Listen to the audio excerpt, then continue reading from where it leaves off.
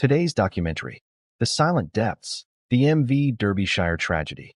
In the pre-dawn darkness of September 10th, 1980, a final, desperate message crackled through the static of the Pacific Ocean. The voice on the radio reported monstrous seas, winds of hurricane force, and a single, chilling detail: water was somehow entering the vessel. And then silence. The largest British merchant ship ever built, with 44 souls aboard, vanished into the maw of Typhoon Orchid. It disappeared so completely, with such finality, that for days, rescue aircraft saw nothing. No lifeboats, no wreckage, no oil slick. It was as if the sea had opened up and swallowed the Derbyshire whole, leaving behind only questions and a void of grief for 44 families. This is the story of the MV Derbyshire, a ship born from an era of industrial might. Launched in 1976 as the MV Liverpool Bridge, she was a titan of the seas. At 91,655 gross registered tons and over 965 feet long, she was a floating city of industry owned by the Bibby Line. Her crew of 42 men and 2 women, led by Captain Geoffrey Underhill, were seasoned professionals. They were not novices facing their first storm. In late August 1980, she loaded a cargo of 157,446 tons of iron ore at Sept-Îles, Canada, bound for Kawasaki, Japan. But Typhoon Orchid, churning across the Pacific, was not a standard storm. It was a meteorological monster, with a complex double eye and winds exceeding 100 knots. The tension aboard in those final hours can only be imagined. By September 9th, the typhoon was upon them. Waves were not just tall, they were architectural, sheer-faced mountains of water estimated at 90 to 100 feet high. The Derbyshire, laden with dense ore, would have been riding low and heavy, her motion sluggish, her bow plunging deep into the oncoming seas. Testimony from the sister ship, the MV Tyne Bridge, which was trailing behind, reported seeing the Derbyshire's navigation lights one moment, and then nothing the next. The search, when it began, found nothing. Not a single body. Not a single piece of identifiable wreckage. For the families, the silence was deafening, but the official response that followed was a different kind of trauma. A formal investigation was convened in 1987. The Department of Transport's inquiry, led by a high court judge, lasted 17 days. Its conclusion, delivered in 1989, was a brutal blow to the grieving families. The court found that the Derbyshire had sunk because her foredeck hatch covers had collapsed due to crew error. It was an indictment of the dead, a verdict that implied negligence by Captain Underhill and his crew. For the families, this was not closure. It was an open wound salted with blame. A deep, simmering injustice began to take root, led by fierce, determined relatives who refused to let their family members be memory-holed as careless statistics. They began to research, to ask questions that the official inquiry had glossed over. They discovered disturbing facts. The Derbyshire was a sister ship to a class of vessels that had a troubling history. Several large bulk carriers had suffered serious structural damage or near losses. The family's campaign gained a crucial ally in Jim Slater, the Labour MP for Cardiff West, who took up their cause in Parliament. The pressure mounted, but for years, the government and the ship's owners resisted calls for a new investigation. The families were up against a wall of official silence. The turning point came from a distant and unexpected source: the ocean floor itself. In 1994, a team of American scientists stumbled upon a colossal debris field. After a monumental fundraising effort, a new, independent international survey was commissioned. In the summer of 1997, the research vessel Starella lowered a remote-operated vehicle into the crushing blackness. The world watched as the first ghostly images emerged. There she was.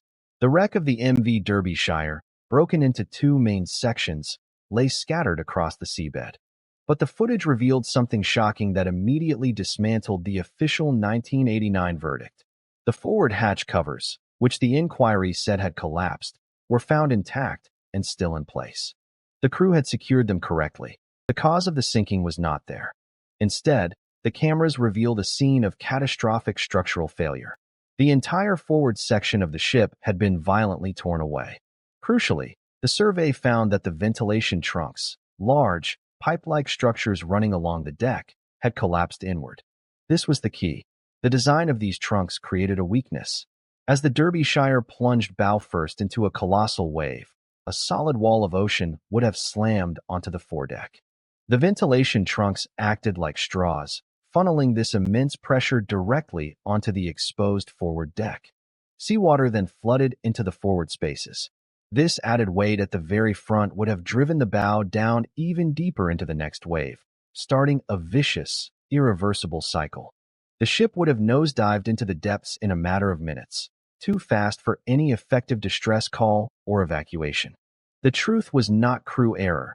It was a fatal design flaw, a weakness known to naval architects as problems with the fore-end structure of large bulk carriers. This new evidence forced a seismic shift. The UK government ordered a formal reopened investigation. The Wreck Commissioner's hearing began in 2000, 20 years after the loss. It was a forensic, technically complex, and emotionally charged proceeding. Expert witnesses presented the overwhelming physical evidence from the wreck. They demonstrated how wave-loading standards used in the ship's design in the 1970s were tragically inadequate for the reality of Pacific typhoons. The legal teams for the families systematically dismantled the 1989 verdict. They exposed how the original inquiry had failed to consider critical evidence. The corporate representatives for the ship's builders and the Classification Society faced intense scrutiny. After months of testimony, in November 2000, the verdict was delivered. It was a complete vindication for the families and the lost crew. The Wreck Commissioner found that the Derbyshire was probably overwhelmed by the forces of nature due to structural inadequacy. Critically, he stated there was no evidence whatsoever of any failure by the master or his crew. The blame was lifted from their shoulders after 2 decades of calumny. But the story does not end with legal vindication. The loss of the Derbyshire had profound, tangible consequences that echo through maritime safety to this day. The investigation's findings led directly to sweeping changes in international ship design and construction rules. The concept of design wave loads was rewritten, accounting for the horrific forces witnessed in Typhoon Orchid. The tragedy exposed a systemic failure, a culture where commercial pressure and outdated assumptions had outweighed rigorous safety engineering. The Derbyshire, in her death, saved countless lives by forcing the industry to confront its vulnerabilities. For the families, the victory was bittersweet. They had won the truth, but not their loved ones. Pauline Capper, Doreen Whitehouse, and the others had shown extraordinary courage and perseverance. They transformed their personal grief into a powerful force for accountability, proving that ordinary citizens could take on powerful institutions and win. The wreck of the Derbyshire remains on the seabed, a tomb and a monument. Her story is a haunting reminder of the immense, untamed power of the ocean, the fallibility of human systems, and the unbreakable strength of the human spirit in the quest for truth. It asks a timeless question: when a system fails, who is truly accountable? And it stands as a testament to the fact that even in the deepest silence, the demand for answers can, eventually, rise to the surface. Thank you for watching. If you enjoyed this documentary, please subscribe to our channel.